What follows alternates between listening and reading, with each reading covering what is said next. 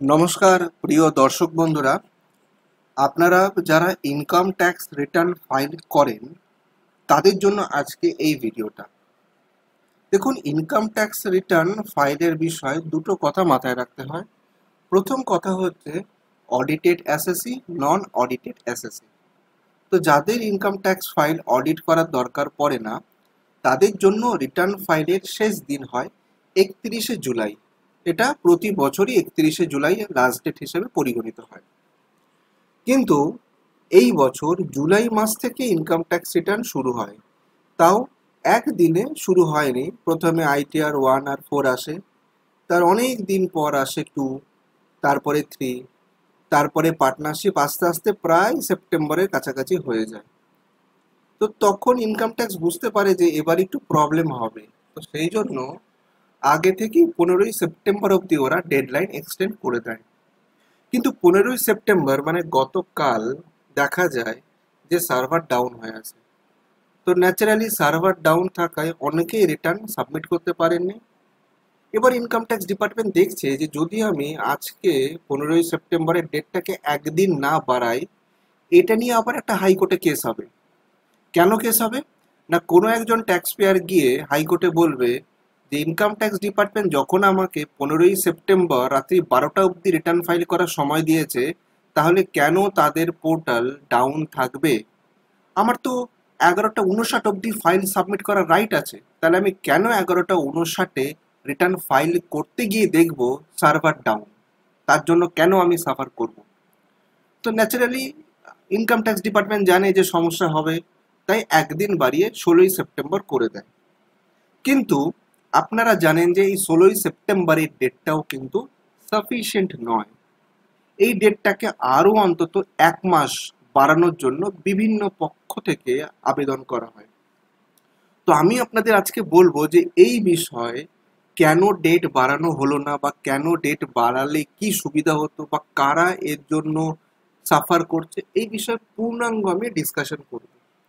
দেখুন, এখানে 3টে পার্টি ইনভলভ থাকে। প্রথম পার্টি হচ্ছে ট্যাক্স পেয়ার, মানে আমার আপনার মতো ব্যক্তি যারা রিটার্ন ফাইল করে বা ট্যাক্স জমা দেয়। সেকেন্ড ক্যাটাগরি হচ্ছে ট্যাক্স প্রফেশনাল, যার মধ্যে আছেন chartered accountant, cost accountant, company secretary, advocate, qualified নন কোয়ালিফাইড স্টাফ যারা রিটার্ন ফাইলের কাছে হেল্প করেন।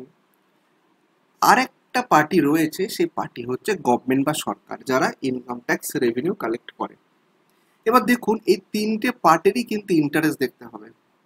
গভর্নমেন্টের টার্গেট থাকে যত তাড়াতাড়ি এই রিটার্ন ফাইলের কাজটাকে শেষ করে দিয়ে রেভিনিউ কালেকশনটাকে এনশিওর করতে।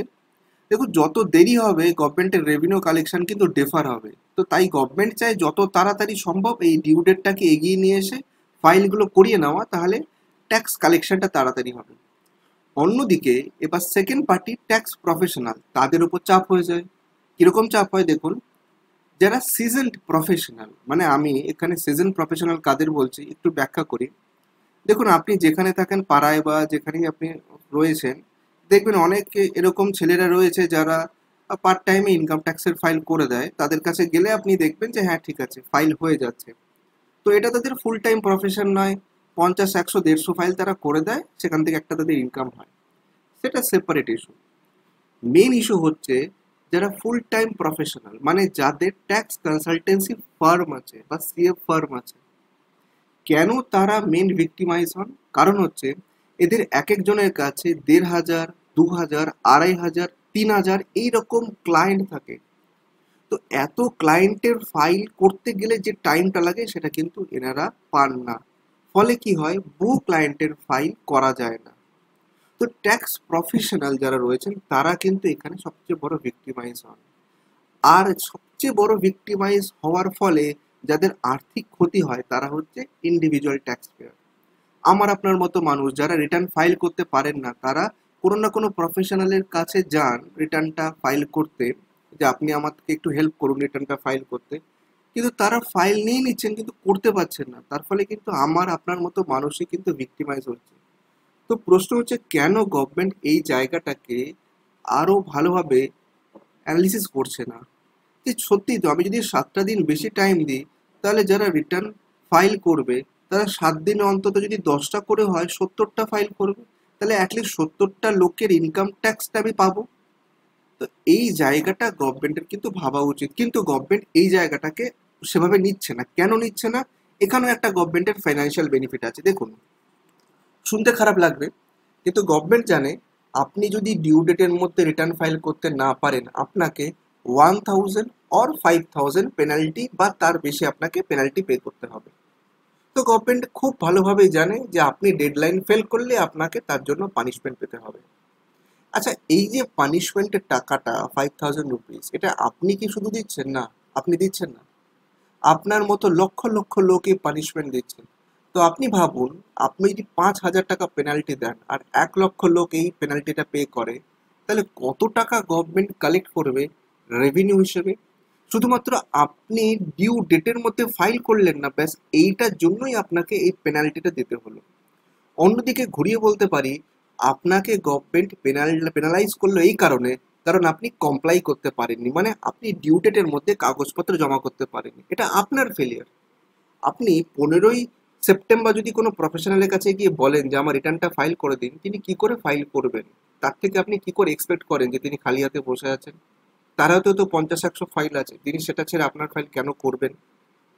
অন্যদিকে গভর্নমেন্ট সে কেন রেভিনিউ লস করবে? সে তো জানে আমার ডেডলাইন শেষ হলে আমি পার ডে 1000 বা 5000 টাকা লেট ফি পাবো। তো প্রবলেমটা আপনাকে বুঝতে হবে যে এখানে প্রত্যেকেরই লিমিটেশন আছে। তো গভর্নমেন্ট চাইছে তাড়াতাড়ি ফর্মগুলো ফিল আপ করে নিয়ে যার যা রিটার্ন আছে রিটার্নগুলো নিয়ে নেবে, রিটার্ন ফাইল করার সময় যে সেলফ অ্যাসেসমেন্ট ট্যাক্স দেওয়া সে পে করবে, যার রিফান্ড আছে রিফান্ডটা ইস্যু করে দেবে। তো তাহলে কি হবে, গভর্নমেন্টের যে ক্যালেন্ডার ওয়াইজ একটা ফিনান্সিয়াল প্ল্যানিং থাকে সেটা কিন্তু হবে। কারণ গভর্নমেন্ট যে রেভিনিউ কালেকশন করে সেটা খরচ করতে হয়। তো কবে কি খরচ করবে সেটা মোটামুটি ডিফাইন থাকে, কিন্তু গভর্নমেন্টের ইনকামটা যদি ডিফাইন না হয়, যদি ডেফার হয়ে যায়, তাহলে গভর্নমেন্টের অনেক প্ল্যানই কিন্তু আর প্র্যাকটিক্যালি ফিজিবল থাকে না। তো যার জন্য এই ইনকাম ট্যাক্স রিটার্ন ফাইলের বিষয়ে আপনাকে আমি এটাই বলবো যে যারা ইন্ডিভিজুয়াল ফাইল করেন বা যারা ধরুন কোনো প্রফেশনালের কাছে যান ফাইল করতে, তারা মাথায় রাখবেন যে ডিউ ডেটের অ্যাটলিস্ট 1 মাস আগে যেন আপনার ফাইলটা হয়ে যায়। যদি না হয় আপনি বারবার নক করুন, নক করে ওনাকে বলুন যে আপনি আমার ফাইলটা প্লিজ করে দিন। যদি উনি করতে না পারেন তাহলে অন্য কোনো অপশন দেখুন। আর যারা নিজেরা ফাইল করেন তাদের আমি বলবো কখনোই আপনি শেষ দিনের জন্য ওয়েট করবেন না। আপনি যদি শেষ দিনের জন্য ওয়েট করেন, আপনি জানেন না এর জন্য কি পেনাল্টি হবে। সেটা হচ্ছে যে আপনার যদি ট্যাক্স পেয়েবল থাকে তাহলে সেকশন 234B-তে আপনাকে ইন্টারেস্ট দিতে হবে।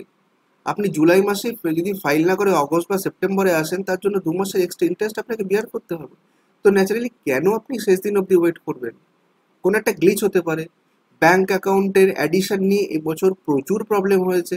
অনেকের ব্যাংক অ্যাকাউন্ট রিভ্যালিডেট করতে হয়েছে, ব্যাংকে যেতে হয়েছে, আপডেট করতে হয়েছে, কাজেই প্রবলেম কিন্তু আসতেই পারে। তো ন্যাচারালি শুধু তাই নয়, আরও একটা প্রবলেমের কথা বলে রাখি। বিশেষ করে এখনকার যে পরিস্থিতি, হঠাৎ করে দেখা যেতেই পারে আপনি যেখানে আছেন সেখানে নেট কানেকশন 24 ঘন্টার জন্য অফ করে দেওয়া হলো, জামাল লাগিয়ে দেওয়া হলো। কোনো একটা পলিটিক্যাল ইস্যুতে বা কোনো একটা অ্যাডমিনিস্ট্রেটিভ ইস্যুতে সেই জায়গায় নেট অফ করে দেওয়া হলো, তখন আপনার তো লস হবে, আপনি তো সব কিছু গুছিয়েও ফাইল করতে পারবেন না। কাজে আমার এই ভিডিওর বানানোর একটাই মূল লক্ষ্য, সেটা হচ্ছে প্রথম কথা, যারা ট্যাক্স পেয়ার, আমার আপনার মতো সাধারণ মানুষ যারা আমরা ট্যাক্স রিটার্ন ফাইল করি, আমরা যেন রিটার্ন ফাইলের অন্তত 1 মাস আগে এনশিওর করে আমাদের ফাইলটা হয়ে গেছে। দ্বিতীয়ত, ট্যাক্স প্রফেশনাল যাদের উপর এই প্রেশারটা থাকে রিটার্ন ফাইলের, তাদেরকে আমি বলবো যে আপনারা আপনাদের ক্যাপাসিটি ওয়াইজ ফাইল নিন, এবং তারপরে যদি এক্সট্রা ফাইল হয় সেগুলোকে আপনারা অন্য দিকে বা অন্য কাউকে আপনারা আউটসোর্স করে দিন, যে আমাদের পক্ষে পসিবল নয়, আপনারা নিয়ে নিন। থার্ড হচ্ছে গভর্নমেন্টের কাছে এটাই রিকোয়েস্ট থাকবে যে আপনারা প্র্যাকটিক্যাল ডিফিকাল্টি দেখুন। যদি আপনাদের মনে হয় যে হ্যাঁ আমাদের ডিউ ডেটটা 7 দিন বাড়ালে আরও বহু লোক ফাইল করতে পারবে, অবশ্যই আপনি ডিউ ডেটটা এক্সটেন্ড করুন।